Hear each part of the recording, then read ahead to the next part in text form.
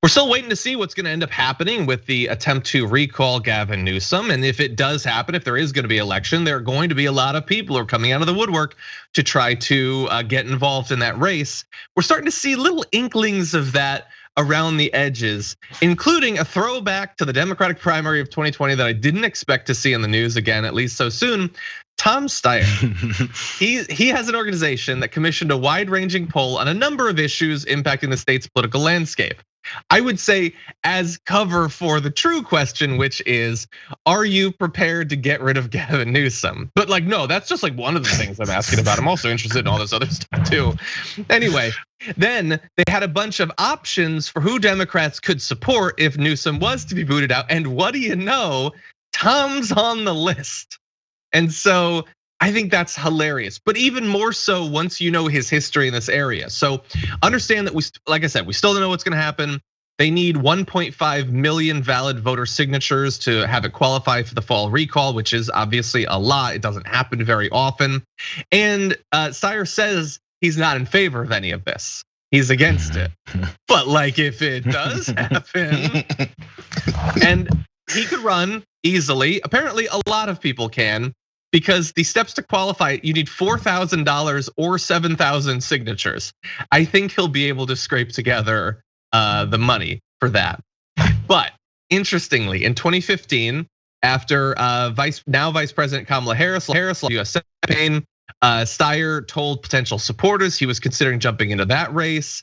2 years later, he was potentially interested in challenging Dianne Feinstein, which he didn't do. Then he ran for president. This guy doesn't necessarily know what he wants to do. If it's president, it's governor, it's senator, but he wants to do something and he wants it to be big. This dude ain't running for city council, JR. Yeah, I was thinking, man, like try again. If at first you don't succeed. I mean, he made a bunch of money as a business guy. What was it? He worked the stock market or something, whatever his business was. He made tons of money on. So hedge fund. I think he's the one that made those Bloomberg terminals.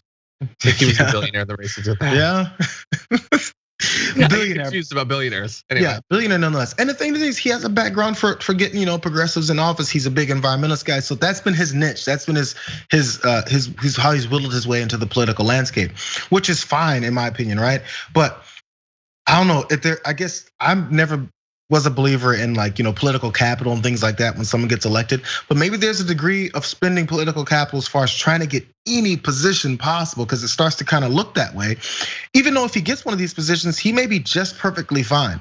But it's pretty obvious that he's just trying. I mean, if someone's gonna appoint this guy, statewide dog catcher, he's gonna be like, got it. It isn't pointed out enough how arrogant running for office is, even if you're qualified, by the way, to think that you should be president, even if you're exactly the sort of person who always runs, is arrogant. But the people are screw all those lower things. Congress, I'm doing Congress now. It's just so crazy arrogant. It's imagine thinking, man, I rocked South Bend so bad, the whole country needs me. It's just such an amazingly arrogant thing that politics is. John, I'm gonna grab this tape.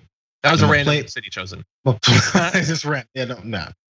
And I'm gonna play it back for you in 6 years when you run for office. And be look at when I'm working for, I don't know, somebody who's running against you. Look at the pompous nature after I take the red pill, or is it the blue pill? Which pill do I have to take to be an insane? Take them both, just in case. Purple pill. The purple pill. It's I took the purple pill and I worked with John Iadarola. He said he'd never run for office. Listen to 2021. And there's gonna be, and then the screen's gonna go black, and there's gonna be really aggressive violin music or something. Yeah, he's gonna take me down. Anyway, by the way, Tom Steyer, he wasn't the worst. No, he was one of the better ones, but it's still arrogant, dude. It's still arrogant. Nice tie though. Maybe he'll do something good. Maybe do something good. You're right. I do like his ties too. Maybe we'll see.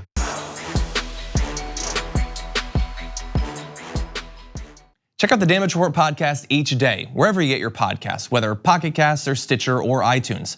You can join me as I give you the news and stories you want, with a range of co-hosts and interview guests jumping in on the fun each day. Again, that's the Damage Report, wherever you get your podcasts. And if you get them at iTunes, don't forget to rate and review. Sometimes I'll read them live on the show.